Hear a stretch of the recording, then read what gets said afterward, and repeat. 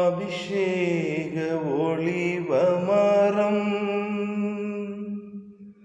உம்மாலயத்தில் நடப்பட்டவன் உம் சமூகத்தில் வாழ்கின்றவன்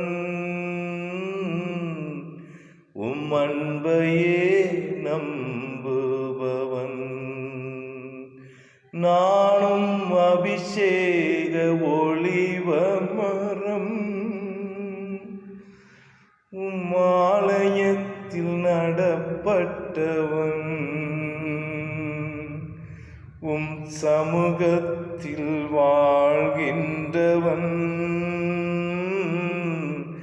உம் அன்பையே நம்புபவன்.